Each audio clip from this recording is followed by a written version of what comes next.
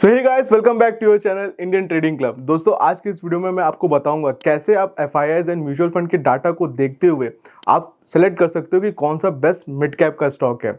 अगर आपको हमारी वीडियो पसंद आ रही है तो प्लीज़ चैनल को सब्सक्राइब करिए, वीडियो को लाइक करिए और बेल आइकन को जरूर से प्रेस कर दी ताकि आप कोई भी अपडेट ना मिस करें।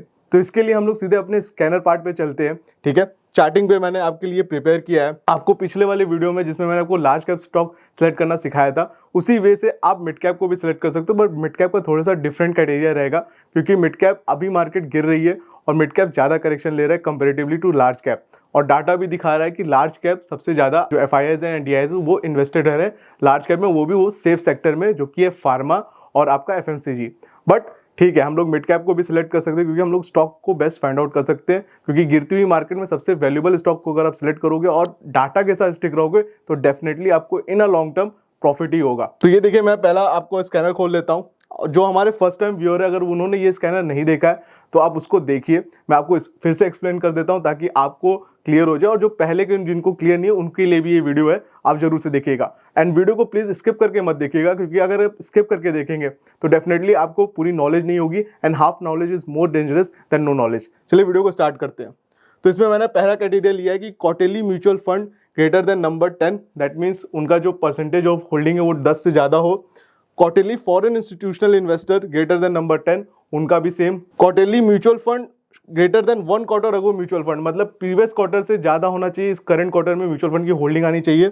और quarterly foreign institutional investor greater than 1 quarter ago foreign institutional investor, same वही चीज़ रखा है मैंने। बट इसमें जो लास्ट में मैंने क्या किया है, quarterly net profit reported after tax, मतलब सारे टैक्सेस काटने के बाद, अमाउंटाइजेशन, डिप्रिसिएशन और जितने भी इबिटा है सब चीज़ हटाने के बाद, जो लास्ट में टैक्स भी काटने के बाद जो प्रॉफिट आया है वो आपका प्रीवियस क्वार्टर से ज़्यादा आया है।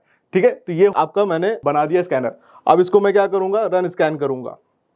और आपको ये बनाने की जरूरत नहीं है, पर डेफिनेटली अगर अपने से ट्राई करेंगे तो आपको कुछ सीखने को मिलेगा। इसकी लिंक भी मैं पोस्ट कर दूंगा ताकि आपको इजी हो जाए, but do try by yourself, because आप अपने से करोगे तो ज़्यादा बेनिफिट आपको मिलेगा। अब यहाँ से हम लोग को सीधे फाइल डाउनलोड करनी है। फाइल डाउनलोड करने के बाद बैक टेस्ट पे आना है। ठीक है, और यहाँ पे इसको हम लोग कर देंगे फिल्टर आउट। जब ऑटो फिल्टर करेंगे तो 2015 का ही डाटा है जो हम लोग को जरूरत नहीं है, हम लोग सीधे 2024 में आएंगे। और यहाँ पे देखिए, यहाँ पे लिखा हुआ है फर्स्ट क्वार्टर, 4th, 7th और 10th। ये फर्स्ट मतलब जनवरी का है। जनवरी में जो आपका 4th क्वार्टर के आते हैं डाटा उसका है।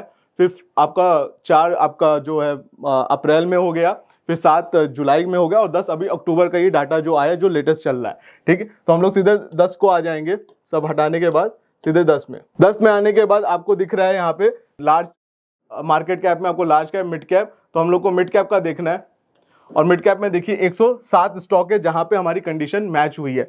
इन्हीं में से हम लोगों को फिल्टर आउट करना है। ठीक, अब इसमें से मिड कैप में कौन सा सबसे बेस्ट सेक्टर है ये भी आप देख सकते हो। ठीक, अब इसमें आप देखोगे एरो एंड डिफेंस में 1 है, ऑटो में 6 है, बैंक में 3 है, फाइनेंस में 9 है, इंडस्ट्रियल में 17 है। देखिए, इंडस्ट्रियल में 17 है, पर इंडस्ट्रियल में सब चीज़ें इंक्लूड हो जाती है, फार्मा भी आ जाता है, आपके ऑयल एंड गैस भी आ जाते हैं। तो इंडस्ट्रियल को हम लोग एग्जीक्यूट करते हैं यहाँ पे। ठीक है, इसको हटा देते हैं। और फार्मा में देखिए आपका 8 है, रियलिटी में 9 है, सर्विसेज में 6 है, तो टेलीकॉम में 2 है और टेक्सटाइल में 5 है। तो हमारा जो बेस्ट सबसे ज़्यादा गया था एफएमसीजी मिड कैप में 22, और फाइनेंस में 9 है, और फार्मा में 8 है। तो हमारे लिए 3 बेस्ट सेक्टर है, रियलिटी 9 इंक्लूडेड। तो ये 3-4 बेस्ट सेक्टर है, बट एफएमसीजी में ज़्यादा फोकस है तो हम लोग एफएमसीजी स्टॉक को सिलेक्ट करेंगे। मिड कैप में सबको हटा देंगे। ठीक है, अब एफएमसीजी में देखिए आपका सारे स्टॉक्स के नाम आ गए, बलरामपुर चीनी, बेक्टर फूड। अब एफएमसीजी में इसी तरह करके 22 स्टॉक्स हैं यहाँ पे। ठीक है, अब 22 में से किसको आपको सिलेक्ट करना है, इसके लिए भी एक क्राइटेरिया मैंने रखा है। अगर आप डेट पर जाके सारे जो है डाटा को क्लिक कर देंगे तो आपको इसमें से पता चल जाएगा कि हर जो डाटा आया है उसमें से हर बारी हमारी कंडीशन कहाँ कहाँ मैच हुई है। तो इसमें से देखिए कहीं भी 4 बार लिखा रहेगा तो वो हमारे लिए बेस्ट स्टॉक होगा। तो यहाँ पे ऐसा कुछ नहीं है, बट 3 बार जहाँ लिखा हुआ है वो हमारे लिए बेस्ट स्टॉक है, तो उसको आप लोग सेलेक्ट कर सकते हैं। उसको सेलेक्ट करने के बाद आपको करना कुछ नहीं है, आपको निफ्टी के साथ जाना है, या फिर आप मिड कैप के सेक्टर को भी लगा लीजिएगा। जो भी स्टॉक उसको आउट परफॉर्म कर रहे हैं मिड कैप के सेक्टर को, आप उसको करके अपने वॉच लिस्ट में रख सकते हैं। और उसमें जाके आप एक मूविंग एवरेज जो भी आपका बेस्ट हो, 44 डेज का मूविंग एवरेज भी लगा सकते हो, और जो भी ट्रेंड जब आपका पॉजिटिव हो तो आप उसमें ऐड ऑन कर सकते हो प्राइस एक्शन को देखते हुए। अगर आपने हमारी प्राइस एक्शन की वीडियो नहीं देखी है, मेक श्योर आप जाके देखिए, उसके बाद ही आप इसमें आइए, क्योंकि डाटा के साथ आप प्राइस को मिलाएंगे तभी आप जाके लॉन्ग टर्म में सस्टेन कर पाएंगे। इसका एक मैं एग्जांपल भी आपको दिखा देता हूं। सपोज करिए ज्योति लैब है, ठीक है। तो देखिए ये ज्योति लैब का आपका वीकली चार्ट है, ठीक है। अगर आपको लॉन्ग टर्म के लिए स्टॉक चाहिए तो डेफिनेटली आप वीकली चार्ट पे जाएंगे, क्योंकि ये 3 महीने से ज्यादा की होल्डिंग का है, ठीक है। तो आप वीकली चार्ट को प्रेफर करोगे, क्योंकि यहाँ पे डेली चार्ट पे आप आओगे तो काफी नॉइसेस होती हैं। तो ये देखिए ज्योति लैब का वीकली चार्ट है, अच्छे करेक्शन में आया, उसमें होल्डिंग उठ रही है। इसमें आप डिफरेंट क्राइटेरियाज लगा सकते हो। अभी ये डाउन ट्रेंड में है, अभी देखिए डाउन ट्रेंड का मतलब ये कि करेक्शन हो रहा है, तो आप इसको अवॉइड कर दोगे। बट आप इसको निफ्टी के साथ कंपेयर कर सकते हो प्रीवियस कुछ महीनों में कि क्या ये निफ्टी को आउट परफॉर्म किया है कि नहीं किया है, उसके बेसिस पे आप इसको सिलेक्शन क्राइटेरिया पे रख सकते हो। प्लस अगर आप इसका फंडामेंटल स्क्रीनर भी करना चाहो तो उसका मैं दिखा देता हूं कि उसकी कैसे आपको करना है, ठीक है। यहां पे आप लॉग इन कर लो,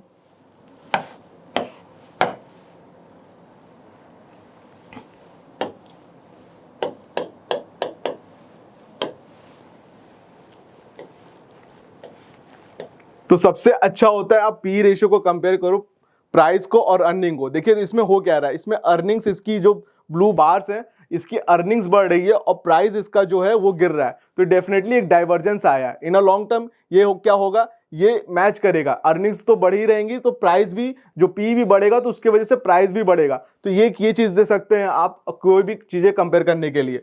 उसके बाद आ सकते हो प्रॉफिट एंड लॉस पे। आप इस पे ये चीज देखना है आपको कि सेल्स जो हो रही है वो एक सही तरीके से हो रही है, मतलब कोई एक्स्ट्रा ऑर्डिनरी तेजी से नहीं बढ़ रहा और एक्स्ट्रा ऑर्डिनरी तेजी से गिर भी नहीं रहा, एक प्रॉपर जो है फ्लो में आ रहा है सेल्स, कोई एक्स्ट्रा ऑर्डिनरी चीजें ना आए।